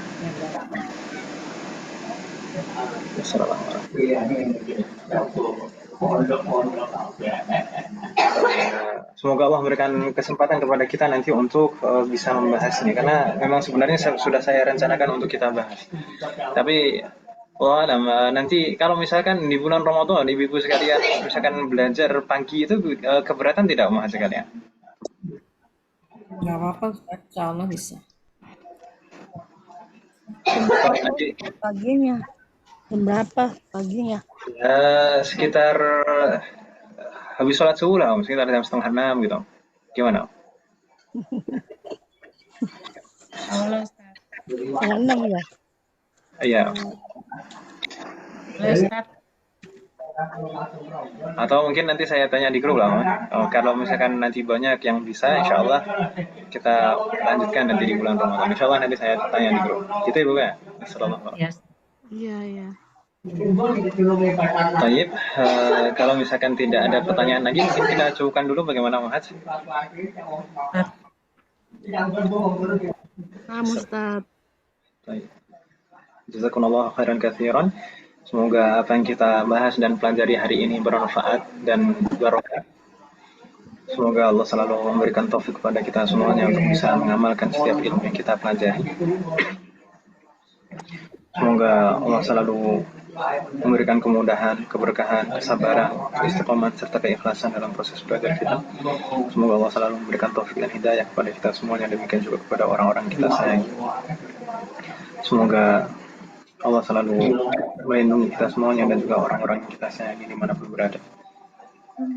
Semoga jika di antara kita ada yang sakit atau kerabat kita atau keluarga kita ada yang sakit, semoga segera diberi kesembuhan oleh Allah Subhanahu wa Ta'ala. Semoga Allah menjadikan kita semuanya termasuk hamba-Nya yang soleh dan solihah dan bertakwa kepadanya. Semoga Allah menjadikan anak keturunan kita dari anak keturunan yang soleh dan solihah, dan semoga terlahir dari mereka generasi ulama. Semoga Allah mengumpulkan kita bersama dengan keluarga kita dan anak keturunan kita di surga Firdaus kelak. Semoga Allah selalu melindungi negara kita dan memperbaiki kondisi negara kita. Semoga Allah selalu mengampuni semua dosa-dosa kita, baik yang lalu maupun yang akan datang, baik yang kita lakukan secara sembunyi-sembunyi maupun terang-terang. Semoga Allah mengampuni semua dosa-dosa kita dan menerima semua amal ibadah kita. Semoga Allah mengampuni semua dosa orang tua kita dan guru-guru kita dan menerima semua amal ibadah mereka. Semoga Allah selalu memberikan taufik kepada kita semuanya dan kemudahan untuk bisa bertemu dengan bulan Ramadan di tahun ini bisa menerima beribadah di dalamnya dan mendapatkan semua keutamaan yang ada di sana. Semoga Allah selalu memberikan keberkahan dalam setiap urusan kita, termasuk dalam usia dan waktu kita. Semoga Allah memberikan husnul khatimah kepada kita semuanya. Wassallallahu ala nabiyyina Muhammadin wa ala alihi wa sahbihi ajma'in. Subhanakallahumma wa bihamdika asyhadu an la ilaha illa anta astaghfiruka wa atubu ilaik. Wassalamualaikum warahmatullahi wabarakatuh. Waalaikumsalam warahmatullahi wabarakatuh.